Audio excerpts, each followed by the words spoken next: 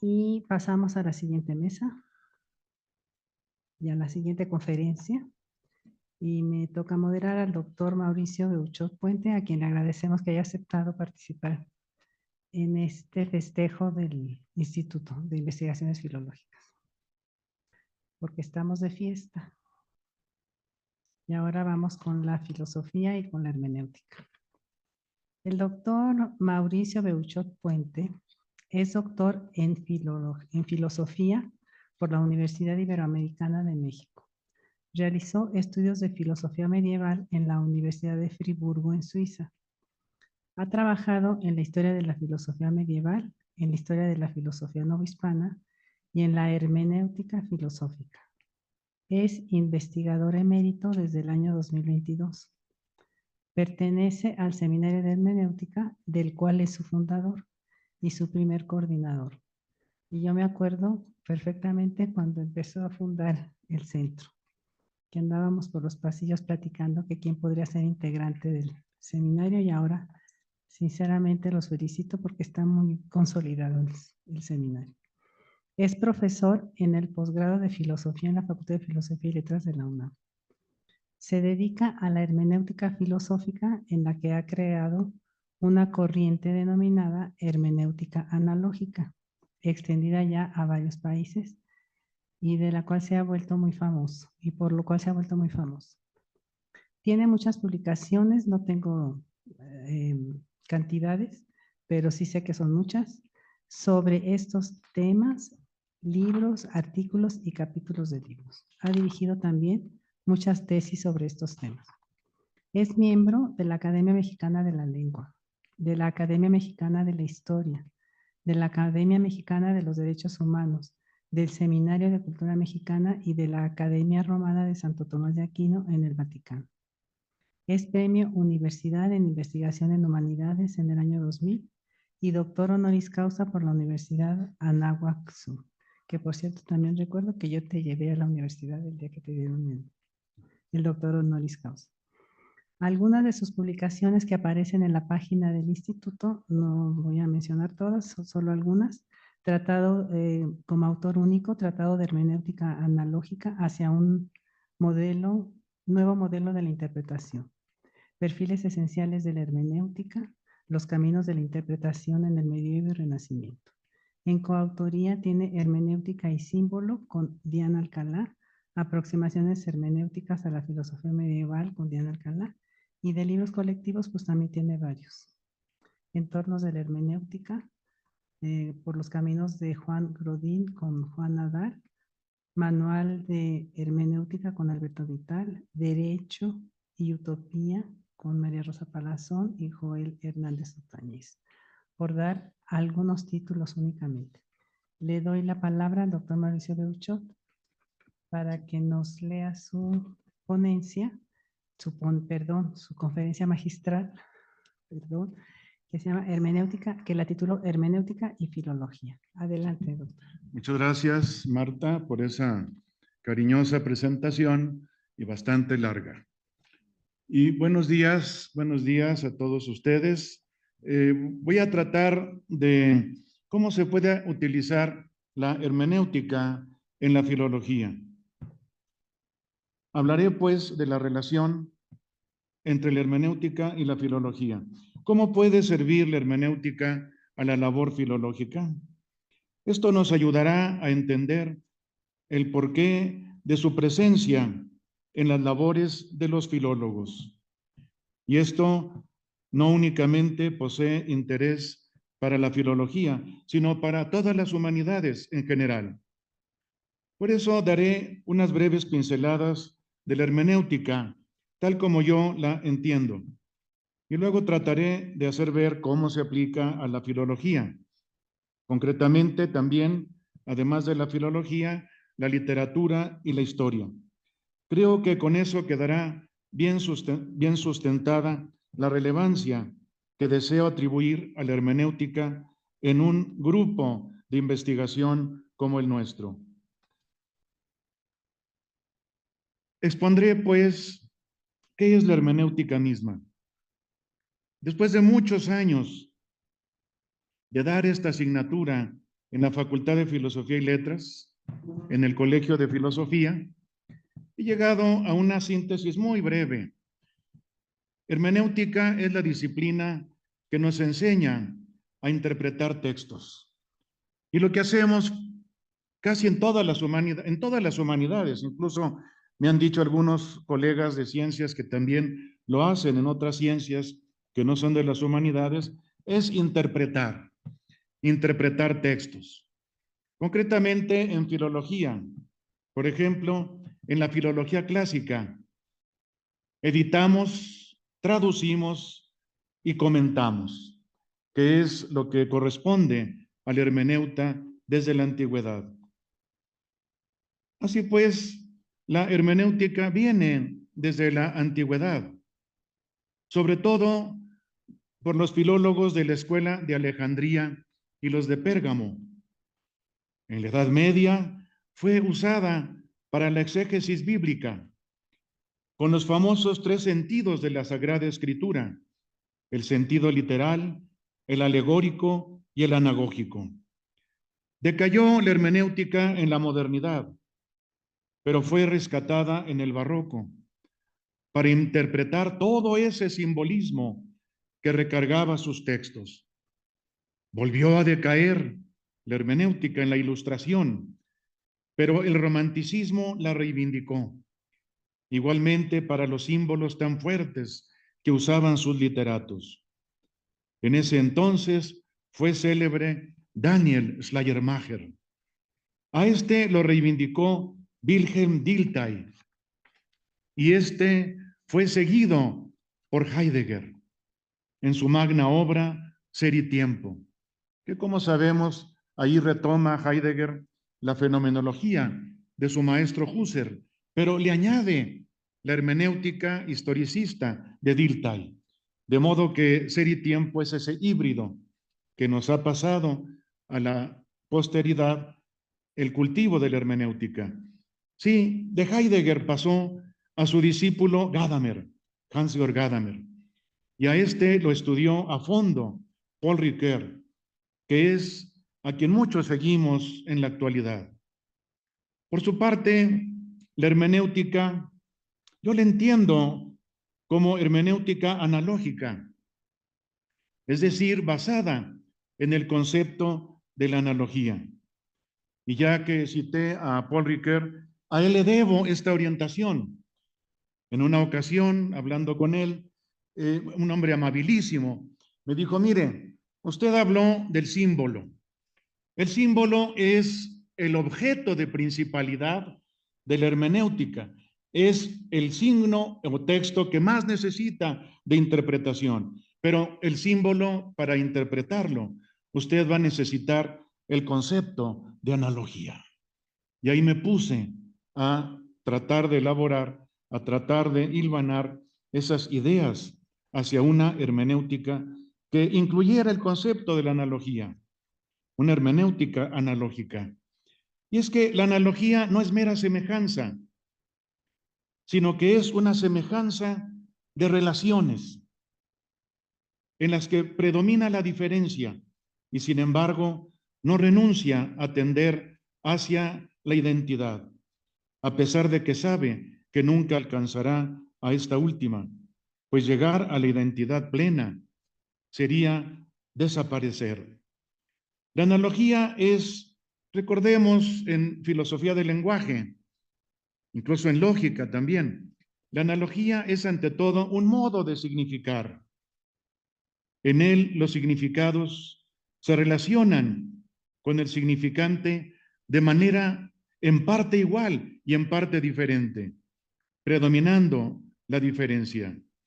Como sabemos ya desde los textos de lógica, hay 3 modos de significar: el unívoco, el equívoco y el análogo o analógico. El unívoco es claro y distinto, exacto, riguroso, incluso rígido. El equívoco es al revés, es totalmente ambiguo, oscuro, difuso. Y en cambio, el analógico es intermedio, está entre los dos. El unívoco es muy difícil de alcanzar. El equívoco no sirve. El equívoco sirve para hacer chistes, para hacer albures, ¿verdad? Etcétera. Pero, en cambio, el significado analógico, como decía ya el gran Aristóteles, no tiene la claridad del significado unívoco, pero tampoco se derrumba en la equivocidad. Es el terreno medio y es en el que nos movemos en las humanidades. Por eso se pretendió durante un tiempo en la filosofía de la ciencia, en la epistemología, fue univocista con el positivismo, sobre todo el positivismo lógico. Y el paradigma era la físico-matemática. Y muchos quisieron imitarla. Con calzador casi trataban de aplicar sus métodos en las humanidades y no se podía. Por eso muchos cayeron después del positivismo en el posmodernismo, cayeron en la equivocidad. Interpreta como te venga en gana, interpreta como puedas, interpreta lo que quieras. En cambio, por eso en la actualidad, en que ya el paradigma del positivismo lógico nadie lo sigue y que la filosofía posmoderna está de salida, ya se agotó, ya está la discusión filosófica en otra parte. Afortunadamente, la posmodernidad trajo cosas buenas, pero ya después de mucho relativismo, que yo llamo equivocismo, ya está de salida. Por eso, después del univocismo y del equivocismo en que estuvimos atorados, creo que una puerta nos la puede abrir el concepto de la analogía en una hermenéutica que la incluya, una hermenéutica analógica. Y ahora pasaré a algunas aplicaciones de la hermenéutica en el ámbito de la filología y también, para ejemplificarlo, dos ramas muy asociadas con ella, que son la literatura y la historia. Son disciplinas en las que interpretamos. Miren, se ve en nuestras tesis, casi todas las tesis de filosofía son interpretar a algún autor. Me imagino que casi lo mismo es en literatura y en historia. Sí, antes todas las tesis eran sobre Marx, ahora todas son sobre Nietzsche o el segundo Heidegger, ¿verdad? En la posmodernidad. Y a ver ahora qué se va a utilizar como textos en nuestras tesis. Nos hallamos pues en un campo de aplicación de la hermenéutica que es la filología. Específicamente lo veré en la filología clásica. Se aplicó a ella desde antiguo, como se ve en las escuelas de Alejandría y de Pérgamo, e incluso en el Renacimiento y en el Romanticismo. Pero ahora iremos a algo más próximo a nosotros. Podemos acudir al conflicto que se dio a propósito de la interpretación de la tragedia entre Nietzsche y Wilamowitz. Esa fue una polémica célebre entre el bueno de Nietzsche y el gran Wilamowitz, que fue el que quedó como paradigma. Él fue, por ejemplo, el maestro de Jäger, cuyo libro Paideia se leyó mucho, se ha leído mucho aquí en México, publicado por el Fondo de Cultura Económica. En cambio, todo lo malo llovió sobre el pobre de Nietzsche. Nietzsche, en su famoso libro El origen de la tragedia, desde el espíritu de la música, desplegó imaginación y creatividad. Sostuvo, como es sabido, que la tragedia tenía un origen musical, que el coro trágico era una remembranza del coro de sátiros que se acostumbraba en los rituales dionisíacos. Se conmemoraba la muerte de Dioniso, el cual había sido descuartizado por los titanes. De esta manera había perdido su ser, y para que se recobrara y se volviera a unir, se celebraba una especie de reintegración de las partes, con una pérdida de la individualidad personal, para lograr la fusión con el todo. Allí se perdía lo que Nietzsche llamaba el nefasto principio de individuación y se obtenía la fusión con la naturaleza, como se daba la unión de las partes de Dioniso, ahora nuevamente reintegrado y redivivo. Recordemos que Nietzsche, de jovencito sobre todo, era dionisíaco. Incluso tiene un escrito que se llama Filosofía Dionisíaca y era seguidor del romanticismo hasta que rompió con ese romántico viejo que era Wagner. Se enemistó con él. Eso fue lo que interpretó Nietzsche de la tragedia. Wilamowitz reaccionó duramente. Y una cosa que se ha demostrado era que ni siquiera un pleito entre Nietzsche y Wilamowitz, sino entre los maestros de los dos, entre Ritschl, que era el maestro de Nietzsche, y otro, que era el de Wilamowitz, que le decía, pégale, pégale. Todavía se sigue tratando de dañar al discípulo para dañar al maestro. Lo hacemos todavía. De hecho, Wilamowitz acusó a Nietzsche de fantasioso, de nada objetivo, de nada científico. De hecho, Wilamowitz fue tomado como ejemplo y modelo de objetividad y cientificidad en la filología alemana hasta los años 30 del siglo XX. Él daba otra interpretación, o por lo menos rechazaba la interpretación nietzscheana, alegando la necesidad de ceñirse a cánones más científicos. Vemos otra vez la pugna entre el romanticismo y el positivismo, porque en ese momento Nietzsche era seguidor de los románticos. Y en cambio, Wilamowitz era ya primer positivista en filología. Y ahí está la pugna. La hermenéutica, incluso Ricoeur habla de una hermenéutica romántica. Le podemos añadir una hermenéutica positivista.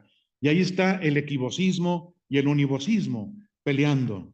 Cambian los tiempos, cambian las personas, cambian los nombres, pero la pugna es la misma entre el univocismo radical y el equivocismo desmesuradamente abierto. Nietzsche, a pesar de las burlas que hacía a los románticos, tras de su ruptura con Wagner, tenía mucha influencia de ellos, sobre todo de Fichte, como ha mostrado Andler. Nietzsche así ejemplificaba la hermenéutica romántica, inclinada a la equivocidad, y en cambio Wilamowitz era el prototipo de la hermenéutica positivista, inclinada a la univocidad. Una hermenéutica analógica, aplicada a este caso de la filología clásica, que es la interpretación de los textos trágicos y aún de la tragedia misma, llevaría a un punto de equilibrio. No renunciar a la imaginación tan espléndida que exhibe Nietzsche y buscar lo más que sea alcanzable la cientificidad de Wilamowitz. Abordamos el problema y llegamos a la exégesis de que están en juego el mito y la razón, la poesía y la filosofía. Si el mito, en cuanto es presentado por los escritores trágicos, resuelve los problemas de la vida, entonces la razón ya no hace falta para hacerlo. Sería tanto como decir que la poesía basta para hacer lo que pretende la filosofía. Recordemos que Sócrates en algún momento sintió esa angustia. Llegó a decir, caray, la tragedia explica los misterios de la vida mejor que la filosofía misma. Lo dice en uno de los diálogos platónicos. Los poetas trágicos cumplirían mejor la labor de los filósofos, que se ven tan limitados en punto de los misterios de la existencia. Optemos por una solución intermedia, analógica o proporcional, proporcionada. De hecho, analogía en griego significa lo que los romanos tradujeron como proportio, es decir, equilibrio proporcional. Es donde surge el concepto de arete, de virtud, sobre todo de frónesis, de prudencia. Es el equilibrio que da la proporción. Sentido de la proporción es la analogía. El mito y la razón tienen diferentes funciones, llegan a tocarse, pero no deben confundirse. Lo mismo poesía y filosofía. Cada una cumple un cometido diferente. En muchas cosas se acercan, incluso se tocan y hasta coinciden, pero nunca se confunden. Tal es la aplicación de la hermenéutica a la filología y en concreto de una hermenéutica analógica que conduce a una interpretación mesurada, módica, es decir, abierta pero seria. Veamos ahora cómo se aplica a la literatura, la interpretación de la literatura. Tenemos pues una hermenéutica dispuesta para la interpretación de los textos literarios, lejos de la hermenéutica unívoca, que pretende una interpretación exacta y exhaustiva del texto, lo cual sucede muy pocas veces, y también lejos de la hermenéutica equívoca, que abandona todo rigor y seriedad y se hunde en un relativismo desmedido. Esto, por ejemplo, lo vivimos de verdad en la filosofía, en la posmodernidad. Yo soy muy amigo, lo quiero mucho a Gianni Bátimo, que es uno de los pilares de la filosofía posmoderna, pero es de un relativismo extremo. A veces, para hacerlo enojar, le digo relativista, relativista, relativista, y él lo niega, pero por decreto. Ya la posmodernidad nos llevó a una hermenéutica equivocista y tenemos que salir de ella. Tenemos la posibilidad de una hermenéutica analógica, que sin abandonar la exigencia de rigor de la unívoca, logra la apertura de la hermenéutica equívoca, pero sin caer en ese relativismo extremo. Además, ya que la analogía abarca la metonimia y la metáfora, la hermenéutica analógica oscila entre la interpretación metonímica y la interpretación metafórica. Esto lo trabajó mucho Jacobson y de él lo toma Octavio Paz. Con él pude dialogar en 2 ocasiones acerca de la analogía, porque para él la analogía era el núcleo de la poesía. Por eso no llegamos a ningún acuerdo. Él entendía la analogía, pero como metáfora, como buen poeta. En cambio, para la filosofía también se necesita la metonimia. La metonimia nos agarra a la tierra, funciona por contigüidad, es decir, nos ata a la realidad. Según Jacobson, sirve para hacer ciencia.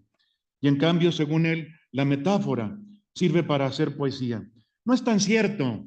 Hay epistemologías científicas que usan la metáfora y hay también la poesía que usa mucho de la metonimia. Pero teniendo las dos en la analogía las abarca a las dos, metáfora y metonimia. Por eso tenemos allí como en un gradiente las dos cosas, que va acercándose más a la metonimia o a la metáfora según convenga al texto, porque la naturaleza del texto es la que comanda la clase de interpretación que se ha de aplicar. Jacobson decía que metonimia y metáfora son los 2 pilares del discurso humano. Sostuvo que la metonimia es más apta para la prosa y el discurso científico, y que la metáfora es más apta para el verso y el discurso poético. En todo caso, ahí tenemos los 2 polos extremos que se juegan en la literatura, y la analogía nos da la capacidad de abarcarlos a los 2 y de usarlos según se requiera, otra vez de acuerdo con el género del texto. Es la vuelta a la oscilación entre el sentido literal y el sentido alegórico de la antigua hermenéutica. De hecho, toda la historia de la hermenéutica se puede seguir a través de la pugna, a veces muy dura, entre los literalistas y los alegoristas. Los que privilegiaban el sentido literal tendían a la univocidad. Los que privilegiaban el sentido alegórico tendían a la equivocidad, pero algunas veces se logró la mediación, el equilibrio, con un sentido simbólico o analógico. Esto es lo que necesitamos ahora, distendidos como estamos entre la hermenéutica univocista de los positivismos y la hermenéutica equivocista de los posmodernismos. Hay que buscar el equilibrio proporcional, el medio analógico, virtuoso, para poder abarcar tanto un extremo como el otro, sin descuartizarnos. Es el equilibrio proporcional de la analogía, que es la base de la frónesis o prudencia de los griegos, por ejemplo, de Aristóteles, y que se nos presenta como muy conveniente ahora en forma de hermenéutica, de instrumento para la interpretación. De hecho, fíjense ustedes, Gadamer, este gran hermeneuta del siglo XX, Gadamer llega a decir que la interpretación, la hermenéutica, tiene el esquema de la frónesis aristotélica, de la prudencia, que es equilibrio proporcional entre los dos extremos. Una especie de síntesis, no dialéctica, pero de una dialéctica muy extraña. La metáfora es una piedra de tropiezo para la hermenéutica y la semiótica. Es la cruz o el experimentum crucis para ellas. Si la semiótica puede explicar la metáfora y si la hermenéutica puede interpretarla adecuadamente, ya han cumplido bastante su cometido. La metáfora tiene su propia verdad, a pesar de no tener verdad literal, como es obvio. Y es una parte muy grande de nuestro discurso. Es lo que supo señalar Jacobson, que los dos pilares del discurso humano son la metáfora y la metonimia, y ambas son abarcadas y abrazadas por la analogía. Esto lo pueden ver en el diccionario de poética y retórica de nuestra querida Elena Beristain. Grandes analogistas fueron los barrocos, que tanta importancia dieron al símbolo, precisamente porque el símbolo es analógico, se interpreta por analogía. Curioso esto ya en Kant. Kant en la crítica del juicio dice, habla del símbolo y dice tajantemente, solo se puede interpretar analógicamente. Y eso yo lo retomo para aplicarlo a todos los discursos simbólicos, que son el poético, el literario, el religioso, etcétera, etcétera. Los románticos también fueron grandes analogistas y usaron la analogía junto con la ironía como para mitigarla, para que no se hiciera sarcasmo, herida rabiosa y perdiera su auténtico significado. Es lo que ahora parecemos necesitar, una sensibilidad analógica, una sensibilidad para la analogía, que nos saque del callejón sin salida, de la pretensión univocista y de la decepción equivocista. Por eso he querido señalar aquí la utilidad que puede tener una hermenéutica analógica para los literatos. Esto es, una herramienta interpretativa que esté basada en el concepto de analogía, en esa idea que abarca y modula la metonimia y la metáfora, el sentido literal y el sentido alegórico, que oscila entre la exigencia de rigor de la hermenéutica unívoca y la apertura desmedida de la hermenéutica equívoca, las cuales dañan la interpretación. De hecho, fue muy célebre hace ya unas décadas una polémica entre Umberto Eco y Richard Rorty. Umberto Eco más del lado de la filosofía analítica o positivista lógica, y Rorty, que había renunciado a la analítica y se declaraba posmoderno y neopragmatista y no sé cuánta cosa. Eco defendía el sentido literal y Rorty decía no, todo es interpretación analógica, no puede haber verdad literal. Buscamos la mediación. Esto nos abrirá caminos nuevos en esta crisis cultural, en este impasse en el que nos encontramos en la filosofía y en la literatura, para salir a terrenos más promisorios, porque ya se nota un cansancio severo en muchos de nuestros pensadores. Es la vida del intelecto y de la imaginación que se manifiesta en sus aspiraciones. Como les digo, ya hay nuevas corrientes en filosofía, ya la posmodernidad, la filosofía posmoderna, ya está de salida, si no es que ya totalmente fuera. Paso, si tengo tiempo todavía, a la interpretación de la historia para ejemplificar una vez más la hermenéutica analógica. ¿Todavía tengo tiempo? Otro ejercicio de aplicación de la hermenéutica analógica puede encontrarse en la interpretación de la historia. Inclusive allí se verá también la iconicidad que se alcanza al interpretar. Por eso podemos hablar incluso de una hermenéutica analógico-icónica. Fíjense que es muy interesante para un gran semiotista, Charles Sanders Peirce, digamos, el inventor de la semiótica, no de la semiología saussuriana, sino de la corriente americana. Para Saussure, la analogía es la iconicidad, el signo icónico. El todo lo dividía en tres, y el signo lo dividía, lógicamente, en tres: índice, símbolo e ícono. Y el ícono era el intermedio, era el que estaba entre lo unívoco y lo equívoco. Pero el ícono, el signo icónico, tiene una característica muy especial que encontramos en lo que hacemos en filología, desde la lingüística hasta lo que hacemos también en la antropología, en la arqueología, porque el signo icónico es el único en el que, viendo el fragmento, adivinamos el todo, la totalidad. Y es lo que hacemos en la filología. Puros pedazos, pedacitos, pedacería. Con un hueso reconstruyen un dinosaurio. Con un pedacito de jarra, toda la jarra como había sido. Y esto es lo que nos da el concepto de la analogía. Por eso se usa también en la historia. La historiografía. Los historiadores escriben la historia buscando la interpretación más literal alcanzable en los documentos y de los hechos. Se precian de hacer una historia fidedigna, lo más fiel que sea dable a alcanzar.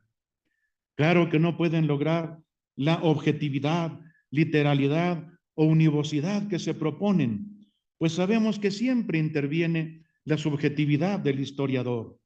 Pero el modelo que se tiene como el más aceptado es el de la literalidad, objetividad y univocidad. Es decir, otra cosa es que hagan como hacen los posmodernos. Los posmodernos historiadores o filósofos de la historia decían: no importa, hay que ser creativos, ¿no? Y darle a la historia sentido, no esperar que lo tenga ya dado, hecho, pero hacían novela histórica. Yo conozco gente que hace, historiadores que hacen novela histórica y muy buena, pero lo dicen desde la introducción. Un gran amigo, Jan Meyer, lo ha hecho, pero siempre distingue entre novela histórica y la historiografía, que se tiene que hacer de manera más apegada a lo literal. Por supuesto que no se trata de hacer historia en sentido alegórico, tirado o tensionado hacia la equivocidad, pero sí me parece que se puede hacer con sentido simbólico, que sería el analógico. Hace falta una perspectiva analogista. Esto es, dar a la historia, además de la lectura literal, una lectura o interpretación simbólica, como de hecho ya lo ha practicado, al menos incoativamente, Paul Ricoeur. De él habla un filósofo de la historia muy reciente, bastante posmoderno, que vino aquí alguna vez a la UNAM, Hayden White, pero a veces sí se extralimitaba más hacia una historiografía alegórica. Pero de Paul Ricoeur dice que hace una metafísica simbólica de la narrativa. Su artículo se llama Tiempo y símbolo en la filosofía de la historia de Paul Ricoeur.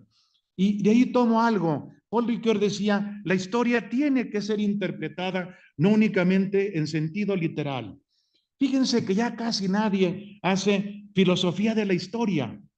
Se tiene miedo, como si se necesitara una bola de cristal para decir por dónde va la historia. No. Paul Ricoeur dice: saquemos lecciones de la historia, sobre todo en ética. ¿Qué se ha hecho contra el ser humano? Sacar lecciones de la historia.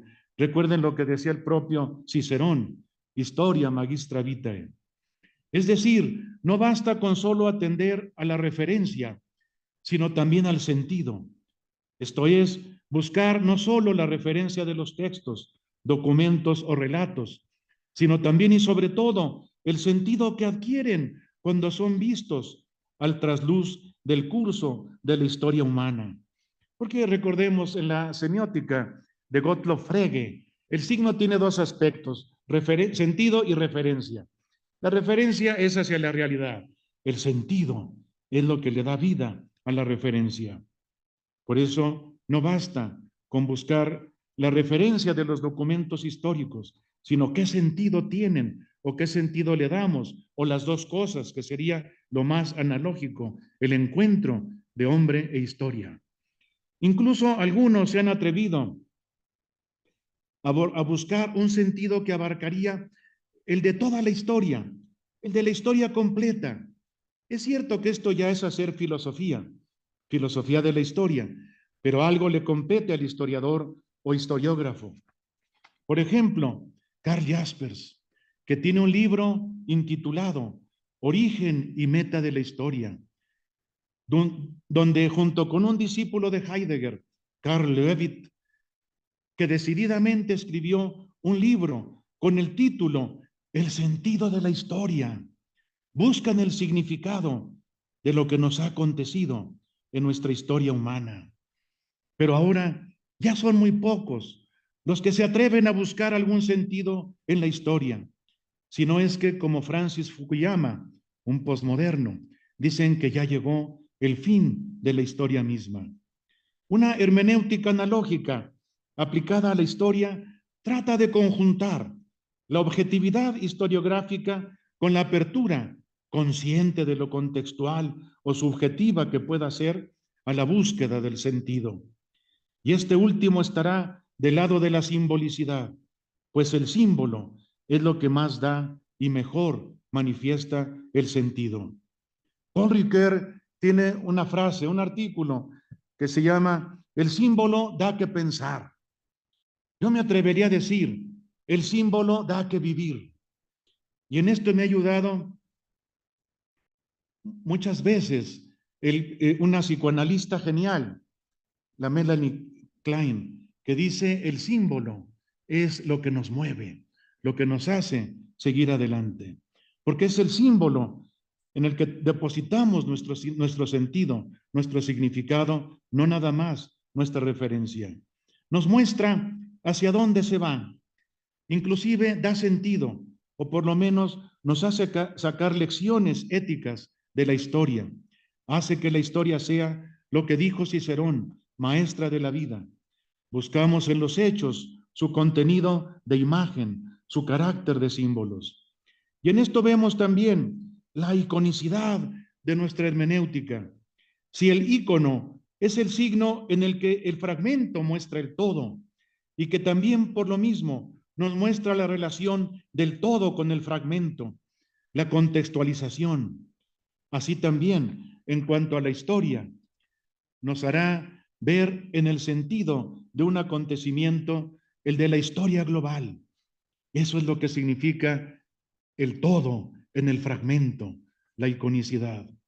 Claro que haciendo una generalización arriesgada, pero hipotética, que se irá corrigiendo progresivamente. De hecho, para el propio Peirce, la iconicidad se va descubriendo a través de hipótesis. La iconicidad que interpretamos en los hechos nos hará capaces de universalizar válidamente, al menos de manera aproximativa, pues la iconicidad siempre es la distensión de lo universal en lo particular, aquí en el hecho particular, en el seno de la historia. El fragmento en el todo en el fragmento, lo cual nos ayuda a contextualizar el hecho en la historia y a partir del hecho concreto proyectar sentido sobre la historia universal completa. Y ya voy llegando a mi conclusión.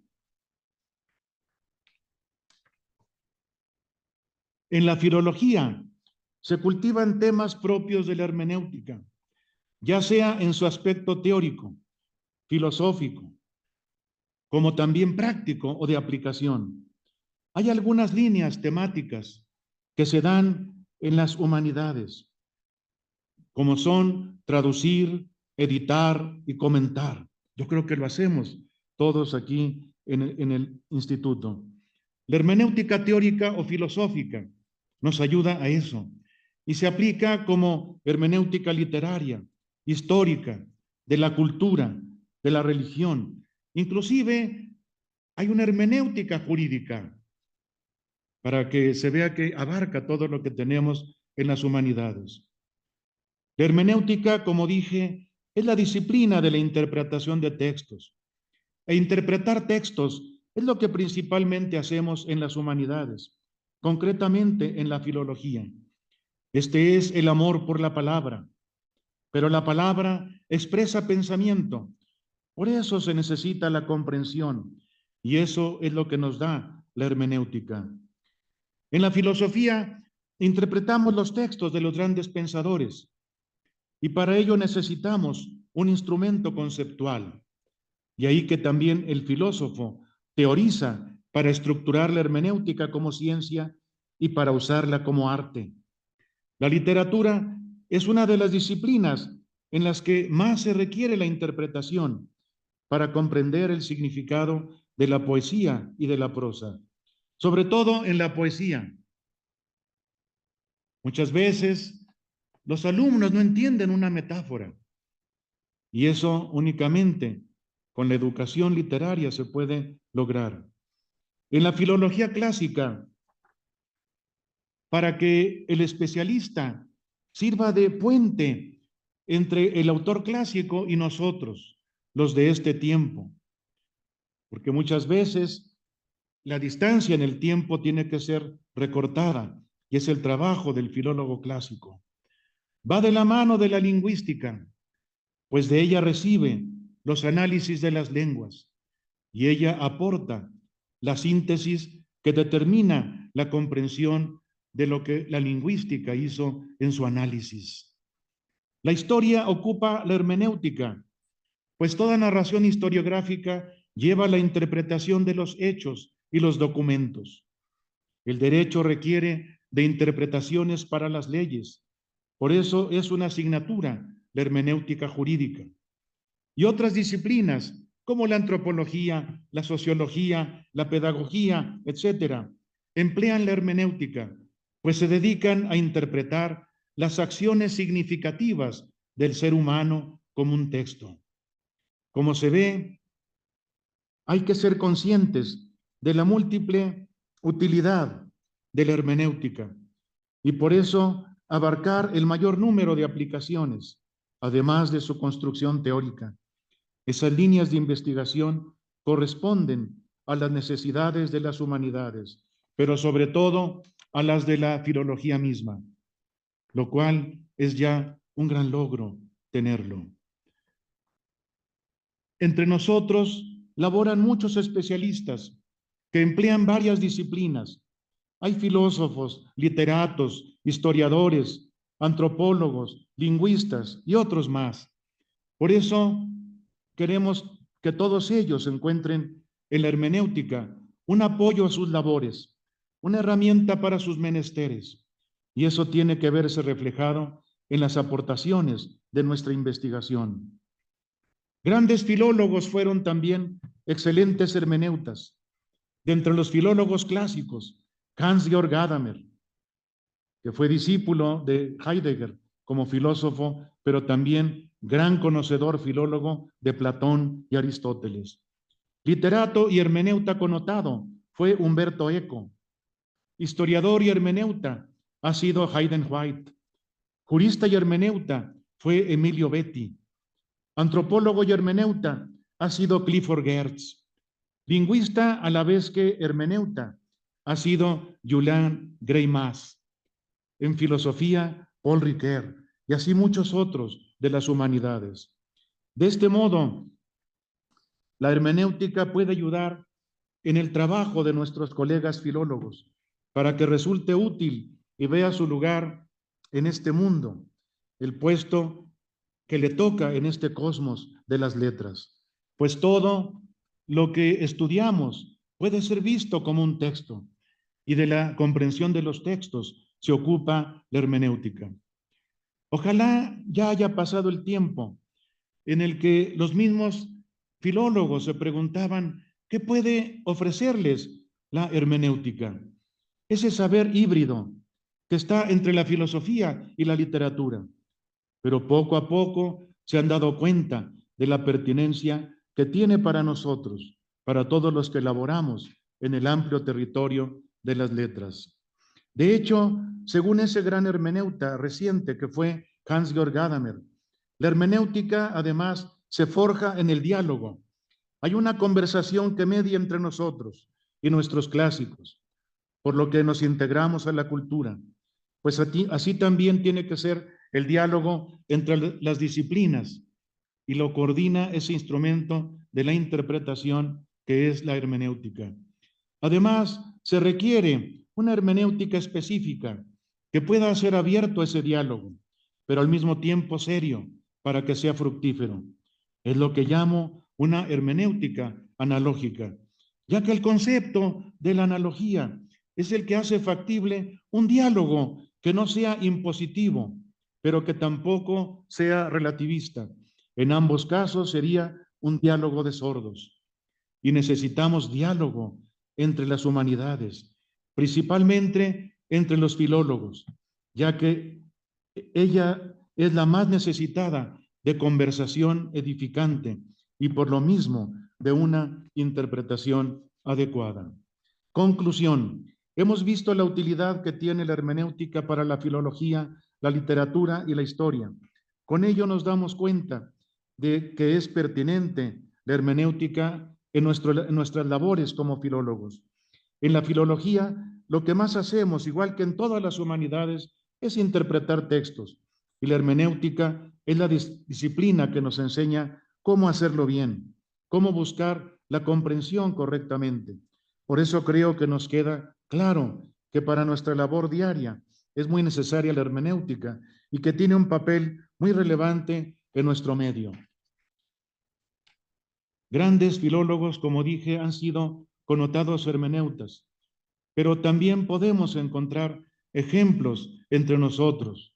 Eso nos muestra la fecundidad de la hermenéutica y su relevancia para un instituto como el nuestro, en el que nosotros todos laboramos. Muchas gracias.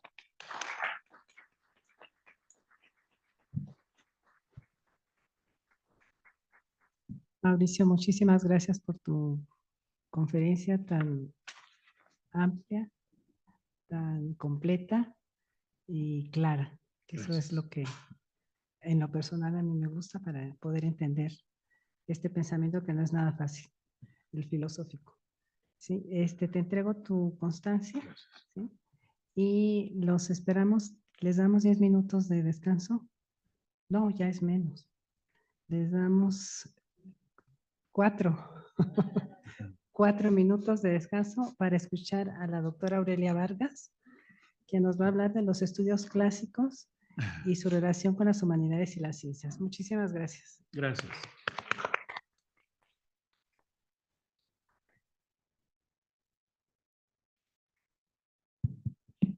Bueno, pues vamos a empezar con tiempo a esta tercera conferencia de este ciclo. Y ahora nos acompaña, va a participar la doctora Aurelia Vargas Valencia,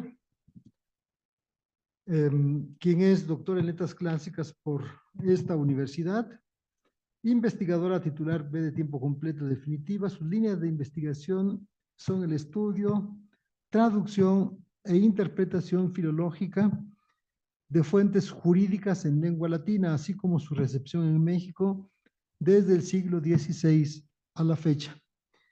También desarrolla investigación sobre etimología y terminología jurídica y de la lengua española en general.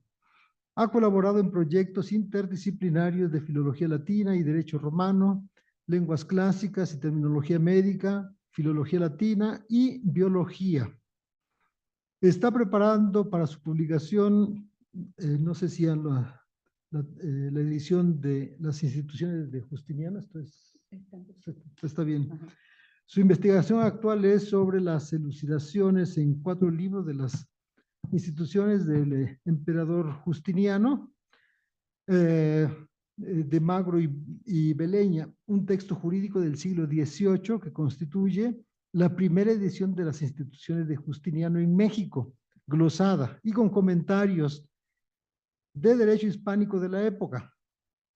Dentro de su labor institucional, fue coordinadora del Centro de Estudios Clásicos de 2006 a 2009 y, como todos ustedes saben, directora del Instituto de Investigaciones Filológicas 2009-2013. También tiene los cargos honoríficos de presidente de la Asociación Mexicana de Estudios Clásicos, presidente de la Asociación de Mundo Novohispano, coordinadora general del Encuentro de Mundo Novohispano y directora de la colección Biblioteca Scriptorum Graecorum et Romanorum Mexicana, del 15 de marzo de 2016 a la fecha. Entre sus publicaciones más destacadas se encuentran las siguientes: Consulta de un jurisconsulto antiguo, de 1991, Las instituciones de Justiniano en Nueva España, del 2001, Latín jurídico, 2005, Terminología y etimología médica, editada ya 3 veces. Y esta obra magna, la Real Expedición Botánica de la Nueva España, que la doctora coordinó. Estudios de Derecho Romano, Interpretación y Tradición, 2013. Y luego este libro de China y México, un diálogo cultural desde las humanidades y las ciencias sociales, que coordinó y participó como coautora. Bueno, del 2015. Pues muy agradecido con esta participación y vamos a tener pues el gusto de escucharla. ¿Cuál es el título? Perdón. Entonces nos va a hablar sobre los estudios clásicos y su relación con las humanidades y las ciencias de hoy. Entonces, pues, la escuchamos y le doy la palabra. Muchas gracias, doctor Gerardo, coordinador de nuestro centro. Pues yo agradezco mucho la invitación, me honra la invitación que me ha hecho el doctor David García para participar en este ciclo de conferencias a lo largo del mes de septiembre para celebrar a nuestro instituto. Y quisiera, mi texto es un poquito largo, pues dar lectura, pero antes agradecer la presencia de todos ustedes, quienes están aquí, y particularmente a nuestros investigadores eméritos, la doctora Compani, el doctor Germán Viveros, y la visita de nuestro colega queridísimo, el doctor Jorge Adame Godard, del Instituto de Investigaciones Jurídicas. Muchas gracias por acompañarnos y también saludo al público que a través de la a distancia en la virtualidad pudiera estarnos escuchando. Gracias, Martita.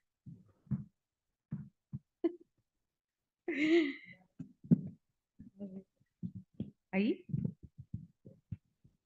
Bueno, hablaré más fuerte, está bien. Noten que es nuestra secretaria académica, ¿eh? Pues muchas felicidades a la comunidad del Instituto de Investigaciones Filológicas por estos 50 años, cuyos cimientos datan de mucho antes, y consideramos que las unidades académicas que lo constituyeron, como bien nos lo recordó el doctor Viveros esta mañana, desde el primer momento tenían ya una historia. Nuestro instituto fue constituido a partir de la unión de 4 centros, entre los que estaba el Centro de Traductores de Lenguas Clásicas, que desde ese momento comenzó a llamarse Centro de Estudios Clásicos.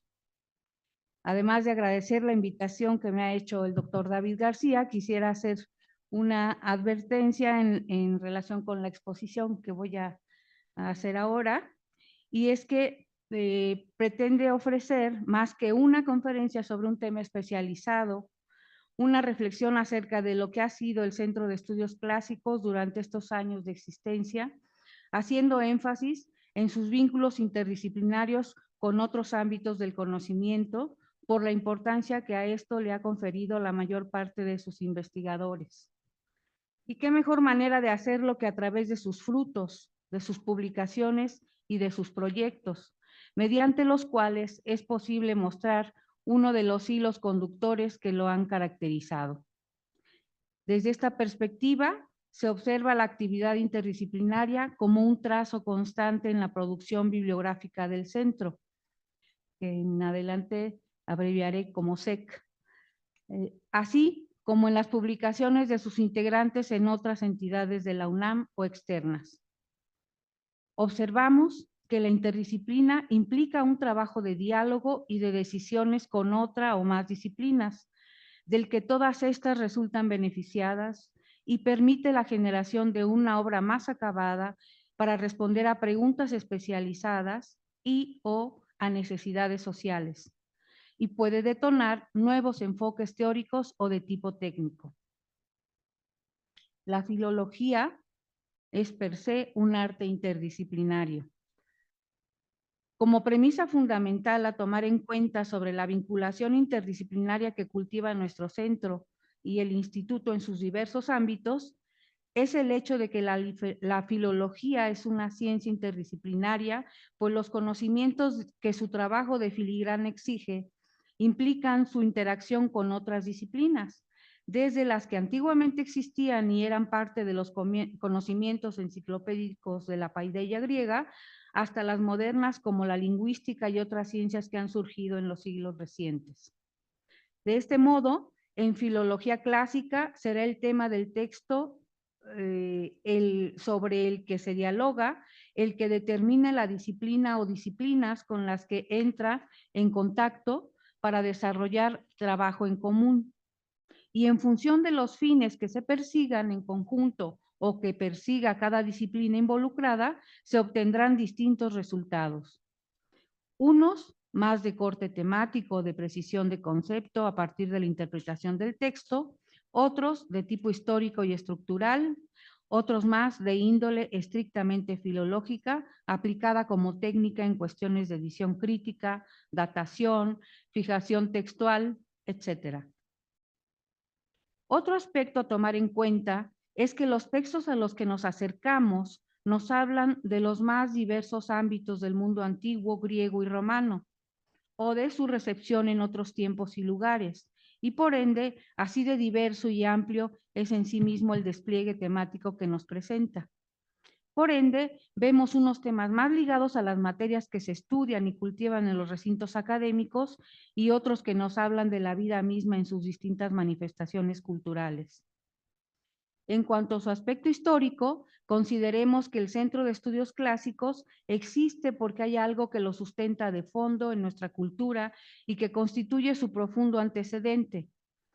Puede decirse que además de que el objeto de su estudio es el mundo antiguo a través esencialmente de sus textos y sus lenguas, los hechos que marcan para nosotros ese antecedente son, por lo menos, tres importantes. Uno más o menos remoto y dos que se dan en la primera mitad del siglo XX. El primero se da con la presencia europea en el Nuevo Mundo. Se da con la enseñanza de las lenguas clásicas en los niveles básicos de educación, como lo atestiguan las obras de Ignacio Osorio y de Roberto Heredia, y pocos años después con la creación de los colegios mayores y la fundación de la Real Universidad de México, esta en 1551. Esta influencia se fortalece a lo largo de los 3 siglos novohispanos y perdura incluso hasta el siglo XIX, en buena medida en consonancia con la historia de naciones europeas en las que la cultura y el conocimiento se difunde principalmente en lengua latina, si bien ya desde el siglo XVIII se va imponiendo claramente el uso de las lenguas vernáculas en las aulas universitarias. El segundo momento, que consideramos un hito en la historia de la educación en México, corresponde a las acciones eminentemente humanistas del Ateneo de la Juventud, con figuras como Alfonso Reyes, José Vasconcelos y otros hombres de letras que reivindican la importancia de los textos clásicos y de la literatura universal en la formación de la niñez y la juventud mexicanas, pues los consideran un medio excelente para formar ciudadanos por las enseñanzas y los valores que transmiten. La tercera y más cercana etapa la constituye la creación de la colección Bibliotheca Scriptorum Graecorum et Romanorum Mexicana en 1944. Esta como fruto de conversaciones entre intelectuales mexicanos y españoles refugiados en México, que solían reunirse en tertulias de corte muy intelectual. Según palabras de Amparo Gaos, se sentaron a trabajar juntos hombres intelectualmente maduros, reunidos en la amistad por la bienvenida generosa que México había dado a varios de ellos. Solían reunirse Alfonso Reyes, Agustín Millares Carlo, Agustín Yáñez, José Gaos y Eduardo García Maínez, entre varios otros. Y de sus vehementes discusiones surgieron innumerables proyectos e importantes tesis. Surgida en los años de la Segunda Guerra Mundial, la colección Scriptorum da a los mexicanos y a todos los hispanohablantes en general la oportunidad de participar en un diálogo abierto con las demás naciones que cultivan esa cultura.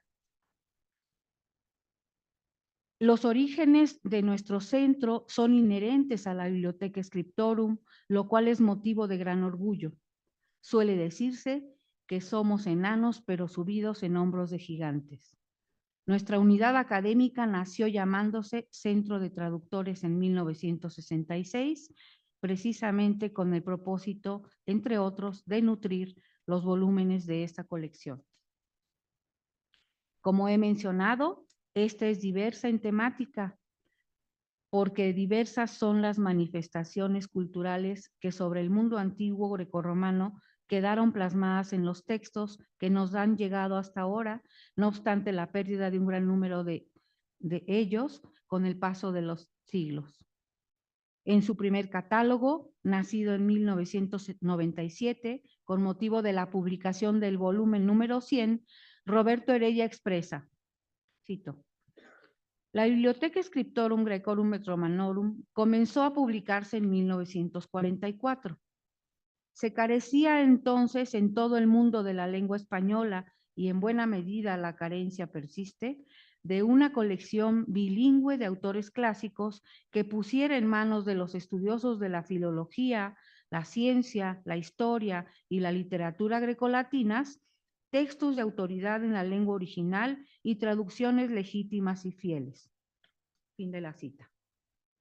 Asimismo, menciona que entre los académicos que conformaron la primera generación de colaboradores de la biblioteca figuran Juan David García Vaca, Demetrio Frangos, José María Gallegos Rocaful, Alfonso Méndez Plancarte y el mismo Agustín Millares Carlo que, se dice, dio nombre a la colección inspirado en la biblioteca tobneriana. En una primera etapa observamos que en el mismo año de creación de la bilingüe fueron publicadas las traducciones de 5 obras, Elementos de Geometría de Euclides, 2 volúmenes con obras de Platón, entre las cuales se encuentran el Ión, el Eutifrón, la Apología y el Critón, los Tratados Morales de Séneca y la Conjuración de Catilina de Salustio. Al siguiente año y durante las décadas de los 40 y los 50, fueron publicadas las primeras traducciones a obras de Aristóteles y de Jenofonte, como la Poética y la Ética Nicomaquea, los Recuerdos de Sócrates y la Silopedia. Los títulos latinos de este periodo fueron La Guerra de Yugurta y otras obras de Salustio, de las Cosas del Campo de Varrón, así como 40 odas selectas de Horacio. Vidas de los ilustres capitanes de Cornelio Nepote, Consolaciones y Cartas Morales de Séneca, de los Deberes de Cicerón, Heroídas de Ovidio y desde la fundación de Roma, libros 1 y 2 de Tito Livio. Ven la luz aproximadamente 30 volúmenes en esa primera etapa que concluye en 1966, cuando Rubén Bonifaz Nuño, quien para esos momentos formaba ya parte del cuerpo de colaboradores de la bilingüe, junto con otros académicos como Antonio Gómez Robledo, Juan Antonio Ayala, René Acuña y Rafael Salinas, crea el Centro de Traductores de Lenguas Clásicas, y cuya planta docente que se conformó, o planta de investigación, más bien, nos ha relatado esta mañana el doctor Viveros.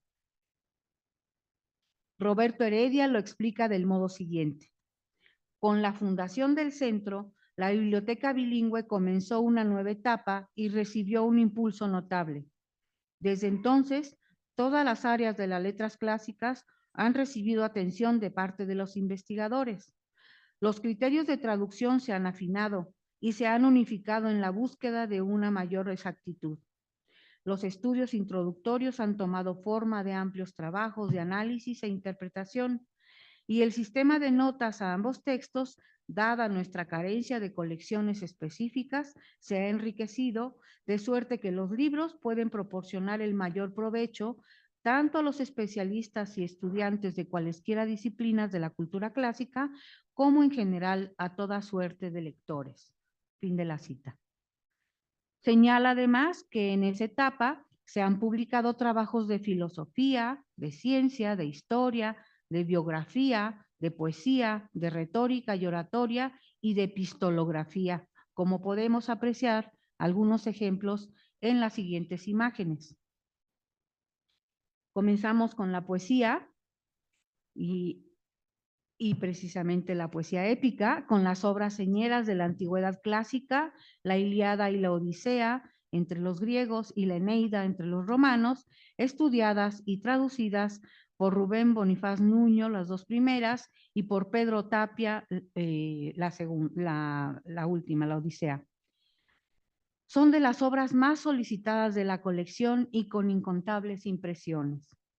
Pero también otras obras de poesía de diferente especie, como la de autores de época arcaica, o de Píndaro, o Calímaco, traducidas respectivamente por Bernardo Berruecos, el doctor Bonifaz Nuño y Pedro Tapia.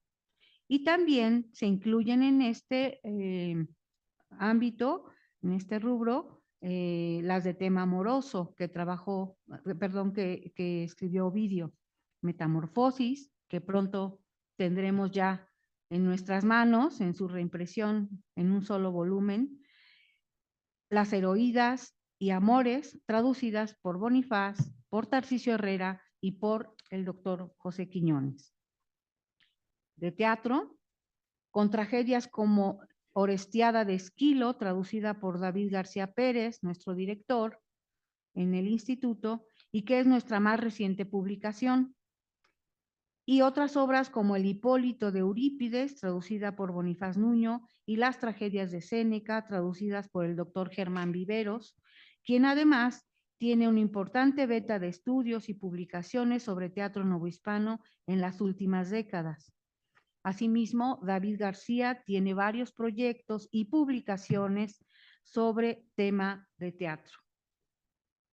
Hablando de tragedias, tenemos en proceso la Medea de Eurípides, que está siendo preparada por el doctor Daniel Rinaldi, colega de la Universidad de la República del Uruguay, y del género de comedia tenemos obras de Menandro, esas sí ya publicadas, por supuesto, en versión de Arturo Ramírez Trejo, y Plauto y Terencio, traducidas también por el doctor Germán Viveros. Del tema de filosofía, las obras fundamentales que seleccionamos son Pensamientos de Marco Aurelio, que pronto saldrá a la luz de nuevo en una nueva reimpresión, traducida por el doctor Antonio Gómez Robledo, y las obras de Cicerón en traducciones de Julio Pimentel Álvarez, Rubén Bonifaz Nuño, aunque también Amparo Gaos y Bulmaro Reyes han estudiado y traducido a Cicerón. Los casos evidentes de colaboración interdisciplinaria que se han dado en los volúmenes trabajados en la Scriptorum son aquellos que corresponden a filólogos y filósofos, dentro y fuera de la colección, o sea, no solo dentro. Entonces, estos textos son claramente de la mixtura y el crecimiento de Alejandro de Afrodisia y exhortación a la filosofía de Jámblico, que son obras trabajadas por José Molina, nuestro colega recientemente fallecido, y Ricardo Salles, investigador del Instituto de Investigaciones Filosóficas. Y en un suplemento de Novatelus también observamos este tipo de trabajo en el texto sobre Heráclito, publicado por Omar Álvarez y Enrique Hulz. En cuanto a política, este es otro tema que a muchos estudiosos interesa y es por demás actual. Contamos con obras como La República de Platón y La Política de Aristóteles, traducidas por Antonio Gómez Robledo, y la obra de Jenofonte, La Constitución de los Atenienses, traducida por nuestro actual coordinador, el doctor Gerardo Ramírez Vidal. En retórica y oratoria son dignas de mención de Platón, el Gorgias, traducida por Ruth Schmidt, de Cicerón, acerca del orador, traducida por Amparo Gauss, y El diálogo de los oradores de Tácito en versión de Roberto Heredia. De oratoria forense son varias las obras que se han publicado en la bilingüe, pues sobre todo las disciplinas de las ciencias sociales las estudian mucho. Aquí los discursos de autores griegos como Lisias en el Contra Eratóstenes, trabajado por Lourdes Rojas, quedan incluidos. Demóstenes, en su discurso sobre la corona, en versión del recordado maestro Carlos Cesati, cuyo rico acervo bibliográfico logramos atraer a nuestra biblioteca y está aquí arriba. Y en lengua latina, varios de Cicerón. Aquí como muestra solo hemos puesto el Promurena, traducido por el doctor Julio Pimentel, quien tradujo varios de estos discursos, y la Apología de Apuleyo, traducida por Roberto Heredia también. Y ya que hablamos de ese rubro, pronto aparecerán aquí los discursos judiciales de Iseo en versiones de la doctora María Teresa Galás Juárez.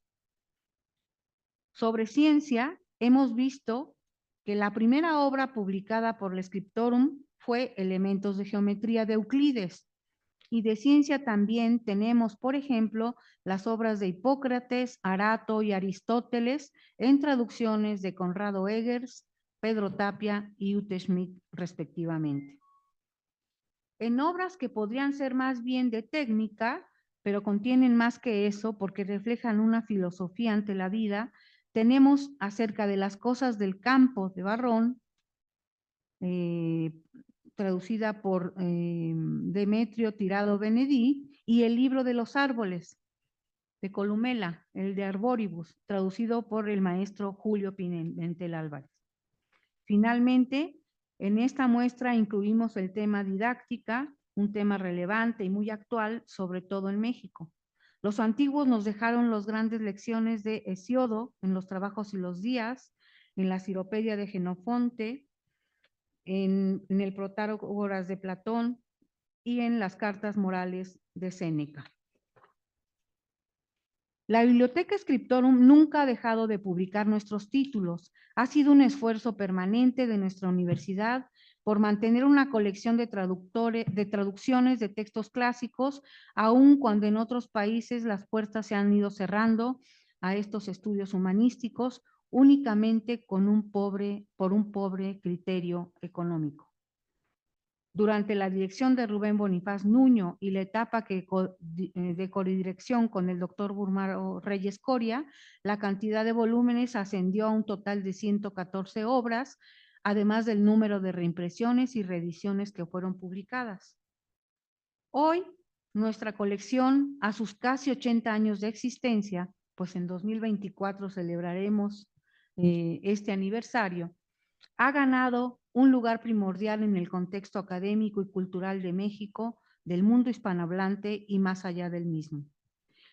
Por sus orígenes, por su estructura y por el cuidado de sus ediciones, características que la hicieron única como colección bilingüe, la Scriptorum es un proyecto humanístico y cultural que es parte del patrimonio bibliográfico de México. Actualmente contamos con 157 títulos, están en proceso editorial 3 obras y 6 más en preparación, 4 por parte de investigadores de nuestro centro y 3 por colegas de universidades externas. En términos de interdisciplina, es altamente probable que pronto podamos reanudar la traducción de la obra de Tito Livio con la participación de una filóloga de nuestro centro y especialistas en historia antigua de otras entidades de la UNAM y del país. A partir del catálogo elaborado por el doctor Heredia, Aarón Cervantes actualizó y llevó a cabo su automatización, lo ha puesto al día y ha hecho una revisión profunda conciliando inconsistencias en sus registros e incluyendo rubros no contemplados en el catálogo original. Asimismo, Elvia Carreño, a quien no le agradecí que estuviera aquí, perdón Elvia, no te presenté, con el alma de bibliotecóloga que la caracteriza, dio homogeneidad a las fichas catalográficas con las que nuestros volúmenes son registrados en nuestras bibliotecas. Como puede observarse, en la propia colección que dio vida a nuestro centro hay diversidad temática y disciplinaria. Hoy el conocimiento se ha fraccionado por necesidad de su estudio y por la presión cada vez mayor para ir a la especialización, pero persiste en el fondo la necesidad de buscar respuestas complementándose con lo que pueden aportar otras disciplinas. La bilingüe es un ejemplo de esto. Vamos ahora a las colecciones del Centro de Estudios Clásicos. Seleccioné las principales y vamos a eso. Tanto la colección Scriptorum, coeditada por la Coordinación de Humanidades y el Centro de Estudios Clásicos, como las publicaciones del propio centro, están pensadas como medios de comunicación entre especialistas, alumnos universitarios, alumnos y académicos universitarios y público en general. De ahí su estructura. En las colecciones propias del SEC, unas son temáticas y contienen traducciones parciales de obras que no responden a los lineamientos del Scriptorum. Otras son didácticas, pues muy pronto los investigadores se dieron a la tarea de generar material de enseñanza para uso de los estudiantes de la licenciatura en Letras Clásicas y muestra de ello es que la primera publicación en este sentido data de 1977, sí, apenas unos años después de haberse constituido el instituto. Del primer grupo, varias presentan textos que no obstante siguen la pauta de la edición bilingüe o espejo del Scriptorum, que no obstante sigan, no corresponden al periodo histórico que esta abarca, es decir, de las etapas más antiguas de las culturas griega y romana hasta el siglo V de Cristo. Eso es lo que abarca el Scriptorum. Bueno, pues del centro, la primera de ellas es Cuadernos del Centro de Estudios Clásicos. Su primer volumen apareció en 1975. Reúne ensayos monográficos sobre temas griegos, latinos y de tradición clásica, que incluyen los textos en griego o en latín. Sus primeros colaboradores fueron Tarcisio Herrera, José Quiñones y el propio Rubén Bonifaz, además de Paola Vianello, Lourdes Rojas y Ute Schmidt. Pero después publicaron Arturo Ramírez Trejo, Carmen Chuaki, Ricardo Martínez Lassi y Víctor Hugo Méndez Aguirre. Más recientemente han publicado en ella nuestros jóvenes investigadores, Gerardo Ramírez Vidal, David García Pérez, Amalia Lejavitzer, Javier Espino, Judita Cavaletti y Bernardo Berruecos con Rebeca Pasillas. La Biblioteca Jurídica Latina Mexicana es otra de nuestras colecciones. Esta, que es bilingüe a imagen del Scriptorum, fue creada en 1985 tras la firma de un convenio entre el Instituto de Investigaciones Filológicas y el Instituto de Investigaciones Jurídicas de la UNAM, siendo coordinador del centro el doctor Germán Viveros y director de Filológicas Rubén Bonifaz Nuño. Por la parte de jurídicas, quien representó este convenio, él fue el doctor Adame, aquí presente, y fungía como director el doctor Carpizo. Según consta en la presentación del primer volumen, publicado en 1987, es una colección eminentemente interdisciplinaria y divulgativa, y tiene por objetivo estudiar y traducir textos clásicos del derecho romano, así como obras fundamentales de la ciencia jurídica medieval y moderna, con la intención de fomentar el estudio humanista del derecho. Desde entonces, esta colección es alimentada por académicos de ambos institutos, quienes además han formado parte de varios proyectos institucionales de investigación que implican investigación y docencia.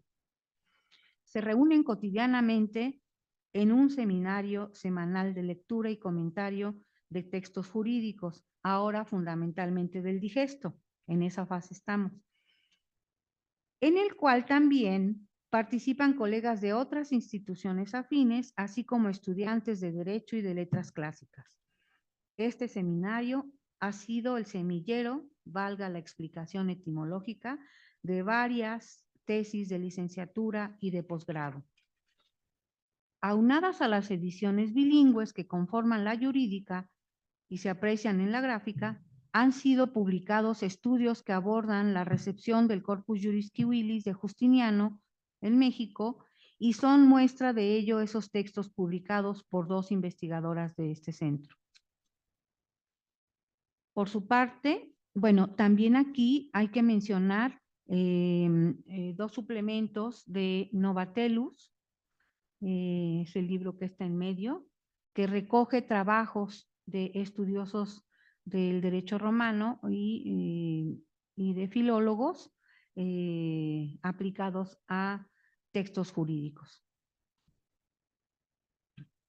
La Biblioteca Humanística Latina Mexicana, de 1988, su primer volumen, esto indica que casi enseguida, tras la publicación de la colección jurídica, hacen su presencia dos colecciones que abordan temas de tradición clásica en México. Una es la Biblioteca Humanística Latina Mexicana, que comprende ediciones bilingües, latín-español, generalmente, de obras latino-mexicanas de contenido histórico, literario y científico, que se distinguen por el hallazgo o identificación de obras manuscritas e impresas de los siglos XVI a XVIII, realizadas por notables filólogos mexicanos como René Acuña, Ignacio Osorio Romero, Roberto Heredia, José Quiñones y Julio Pimentel, entre otros. La Biblioteca Filosófica Latina Mexicana es la segunda colección aparecida justo al año del anterior y contiene principalmente traducciones bilingües de obras filosóficas del periodo virreinal mexicano, aunque también incluye estudios monográficos sobre temas y personajes importantes de ese periodo. Sus principales colaboradores son Mauricio Beuchot Puente, Ignacio Osorio Romero, Arturo Ramírez Trejo y Paula López Cruz. En la solapa de su primer volumen dedicado a una obra de Alonso de la Veracruz, Mauricio Beuchot dice, cito, dentro del proyecto de publicar sucesivamente toda su obra, presentamos ahora el Tratado de las Falacias o Elencos Sofísticos, que se encuentra como uno de los apéndices a la primera de sus obras, la Recognitio Sumularum, México 1554. Con este volumen iniciamos la colección Biblioteca Filosófica Latina Mexicana, que intentará recoger las obras de autores que, como Fray Alonso de la Veracruz, escribieron en latín grandes obras de filosofía en la época novohispana. Bueno, de hecho, la conferencia que el doctor Beuchot va a dar en el encuentro novohispano, que será en Durango en noviembre de este año, justamente tratará los temas que los filósofos novohispanos han dado al mundo, o sea, las aportaciones de estos filósofos. No todo ha sido de Europa hacia América, es lo que él ha manifestado.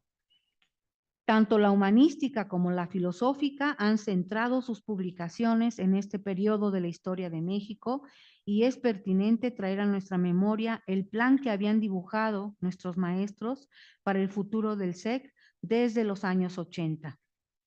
En letra de Ignacio Osorio se lee: la literatura novohispana fue alimentada por las dos tradiciones que le dieron origen, la indígena y la grecolatina. Don Ángel María Garibay y sus discípulos, entre los que se encuentra, recordemos, Miguel León Portilla, se han encargado de compilar en un corpus la producción náhuatl, sentando así las bases para un estudio más profundo de esta y su aportación a nuestra cultura. La grecolatina, por su parte, no ha tenido la misma fortuna. Pese a las investigaciones de los hermanos Méndez Plancarte y otros investigadores, quienes nos ocupamos de esas disciplinas, esperamos poder formar una biblioteca de autores latino-mexicanos donde se publique todo el caudal insospechado que la colonia y algunos años del México independiente nos han legado. Y sigue. Es tan rico el filón grecolatino que para su estudio he creído conveniente formar los siguientes apartados, sin cuya investigación previa no podrá escribirse seriamente la historia y la influencia de las letras clásicas en México. Y da ese elenco de siete puntos. El primero, noticia, hace falta investigar noticias sobre la enseñanza del latín y el griego en las aulas mexicanas. 2. Las gramáticas latinas y griegas y antologías formadas y editadas en el país.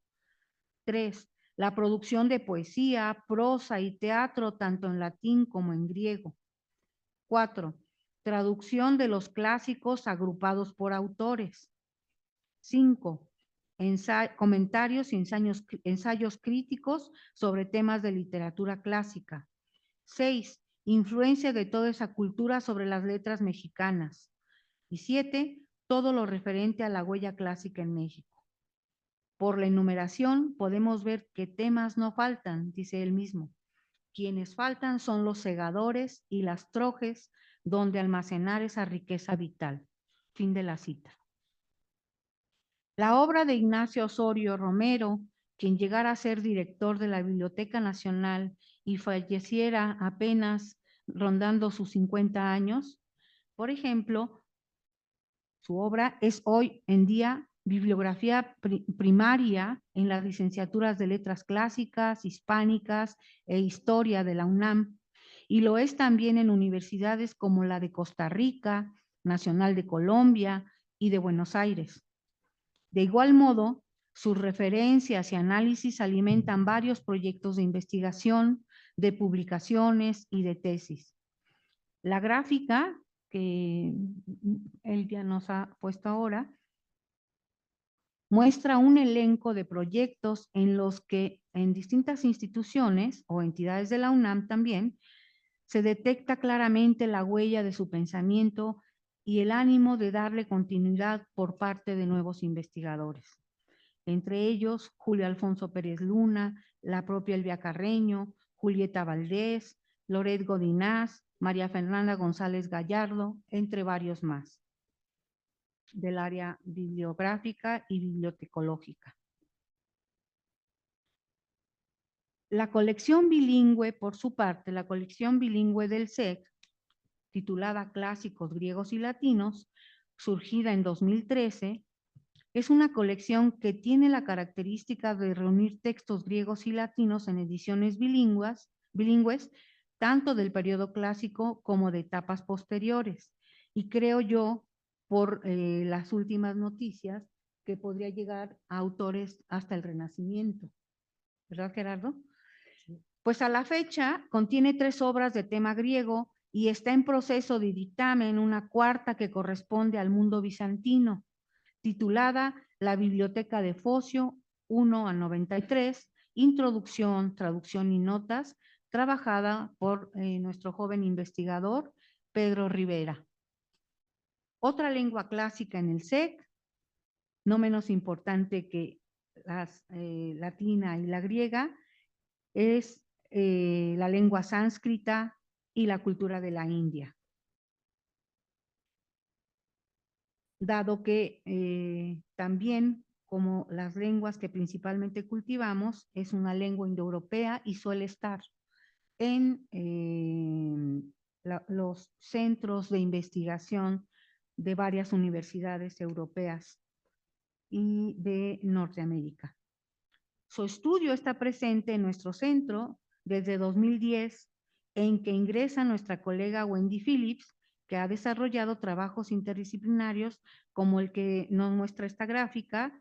Se trata de un libro integrado por estudios literarios, históricos y de arte sobre la India, publicado por el Seminario Universitario de Estudios Asiáticos, cuya simiente también surgió en este instituto. Pero tenemos otras colaboraciones interdisciplinarias con instituciones externas. Y estas, me permito mencionar 3, sé que hay varias más, pero la primera sobre todo es de corte interinstitucional y fue muy importante porque fue un proyecto para celebrar el nacimiento de la universidad de la UNAM como universidad moderna, pero también para celebrar los 200 años de independencia. El trabajo, y me estoy refiriendo a la Real Expedición Botánica a Nueva España, es una colección de ahora 14 volúmenes. En trabajo interdisciplinario con el Instituto de Biología, la Facultad de Ciencias, el CSIC de Madrid y el Hunt Institute de Estados Unidos, varios investigadores del SEC y alumnos invitados elaboraron la traducción de latín al español de las descripciones botánicas y zoológicas que contiene la obra del novohispano José Mariano Mocini, escrita a fines del siglo XVIII. Es una obra conmemorativa muy bella, publicada originalmente en 12 volúmenes, a los que luego se sumaron 2. Uno de ellos, el volumen 13, Ornitología, fue galardonado en 2015 con el Premio García Cubas de Lina por la mejor obra científica y humanística del año. Por cierto, una anécdota muy simpática fue que cuando entregaron los diplomas, llamaron a José Mariano Mociño y a Martín de CC para entregarle su diploma. Entonces fue muy curioso. Otro proyecto es el que se relaciona con el proyecto RIPOMPEY impulsado por la Universidad Carlos III de Madrid sobre la presencia o la influencia de los descubrimientos de Pompeya y Herculano. Bueno, Pompeya y Herculano hoy está bien en México. Este proyecto ha permitido actualizar sucesos fundamentales en la historia de la humanidad, pero en particular para México, pues fue insospechada la cantidad de información que encontramos y la magnitud de esta influencia.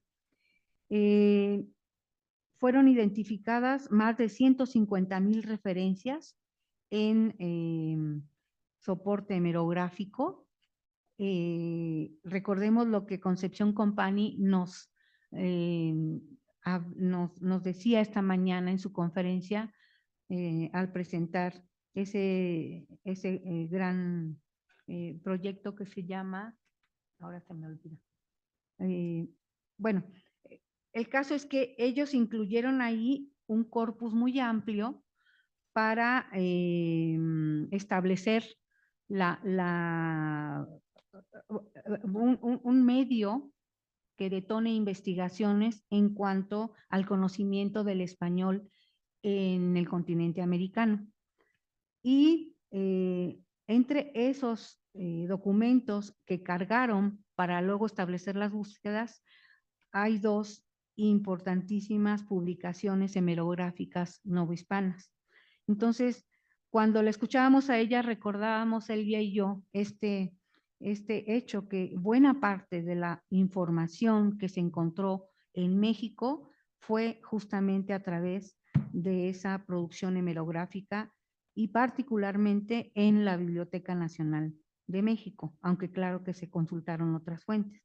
Bueno, este proyecto en el que participan investigadores de distintos países latinoamericanos y Puerto Rico también, pues tiene los resultados ya publicados en la página que anteriormente mostró Elvia, en ese proyecto, que si ustedes lo buscan y están las referencias, pueden encontrar cómo se ha dado y cuáles son las características o más bien las obras de arte, de ciencia y de vida cotidiana que forman parte de este proyecto. Y ahí, bueno, hay también productividad bibliográfica. A la fecha se han publicado 3 volúmenes colectivos, uno en Bogotá, el primero, que se trabajó primero, aunque curiosamente es el último que salió, otro en España y otro en Inglaterra. Bueno, y el tercero es una serie de proyectos que impulsó el doctor Omar Álvarez en áreas de ciencia y medicina, que ahí hay una síntesis de lo que él nos compartió, y en el que también tiene ese corte interdisciplinario y hay varios colegas de la UNAM y externos que están participando. En fin, el centro está presente en este tipo de proyectos a lo largo de su historia también. Finalmente me voy a dedicar brevemente a las colecciones didácticas y en primer lugar me referiré a la serie didáctica del centro, que es la más antigua en esta modalidad. Esencialmente aporta versiones yuxtalineales como material de apoyo a los estudiantes para la comprensión de los textos griegos y latinos. También incluye temas teóricos como el volumen elaborado por Carmen Codonier sobre el comentario de textos latinos.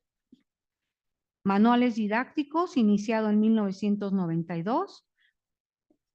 Por su parte, comprende métodos para la enseñanza de la lengua griega de los doctores Lourdes Rojas Álvarez, titulada Iniciación al griego, y Pedro Tapia, Lecturas áticas, así como algunos publicados por Bulmaro Reyes, como Lecciones Ciceronianas de Oratoria. Estos son libros que semestre a semestre se reimprimen por la demanda que tienen desde la licenciatura. El tercer ejemplo es la colección didáctica del centro y manuales universitarios. Los uní los dos porque son muy cercanas, que de hecho ahí habría que hacer una revisión. Eso es parte de dedicar el tiempo a analizar las colecciones del centro, que creo que ahí debemos tomar ciertas decisiones para definirnos, creo yo, por un título que englobe a estas. El Seminario de Cultura Griega del Instituto de Investigaciones Filológicas, fundado y coordinado por Paola Vianello, identificó la necesidad de ofrecer a los estudiantes y profesores hispanohablantes de lengua y literatura de la Grecia antigua una serie de manuales de apoyo que fungieran como instrumentos de guía hacia una comprensión más cabal de la lengua griega, de su genio colectivo y de la idiosincrasia de sus representantes emblemáticos. Esto se dice para hablar de lo siguiente. Por ello, se seleccionaron obras de consulta o exposiciones de reconocidos especialistas de varias nacionalidades en el ámbito de la estilística griega, entre los cuales se cuentan trabajos como Estilística griega de Pierre Chantrain, la prosa artística griega de Edward Norden y Estilística griega de Jean Carrier. Y estas fueron publicadas en los manuales universitarios y en esta colección didáctica de la que hemos hablado. Otros manuales didácticos, aunque no publicados aquí, pero sí trabajados por investigadores del centro o en las que participaron, es, por ejemplo, el Manual de Latín Jurídico, que fue preparado como material para enseñar latín en las facultades de Derecho a partir de los textos de juristas clásicos y del Corpus Juris Civilis. Con este se enseña no solo en la UNAM, sino también en otras universidades. Este fue preparado por Marta Montemayor, Marta Irigoyen y por mí misma, con la colaboración del doctor Gumecindo Padilla, de apreciada memoria, y pues él era romanista, así que fue también un trabajo interdisciplinario. Otro ejemplo es el Manual de Etimología Médica. En respuesta a las necesidades de la Facultad de Medicina de la UNAM, a principios del siglo XXI, investigadores del centro y profesores de etimologías prepararon este manual para enseñar etimología y terminología médica como curso propedéutico a los alumnos de recién ingreso a esa facultad.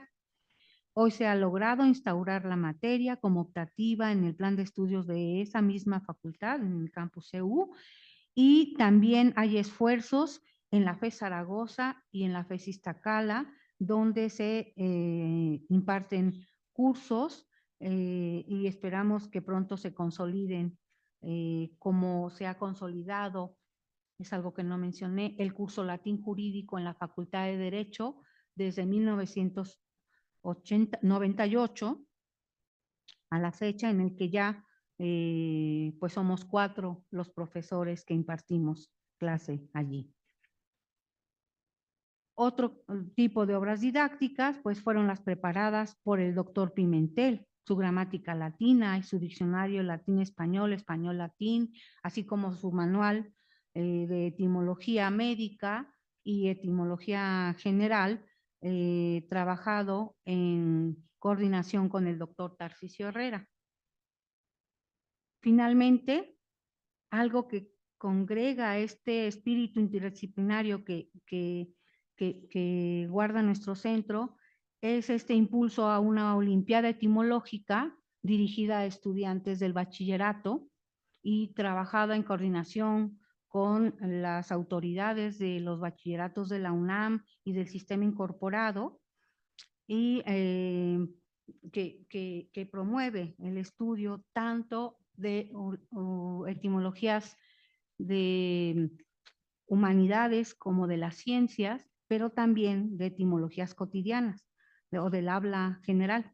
Entonces, pues es un esfuerzo que realiza nuestro instituto, nuestro centro, en coordinación con la Asociación Mexicana de Estudios Clásicos, que actualmente preside el doctor Germán Viveros.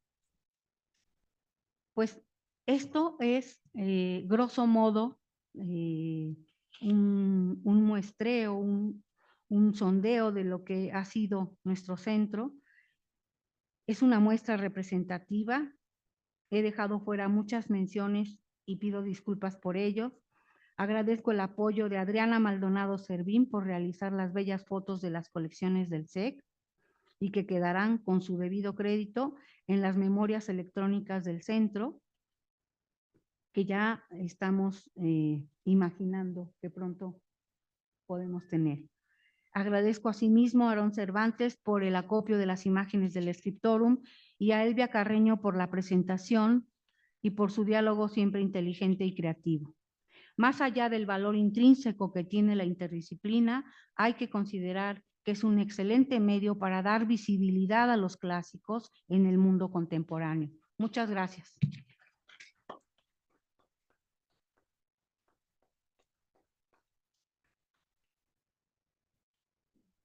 Pues muchísimas gracias.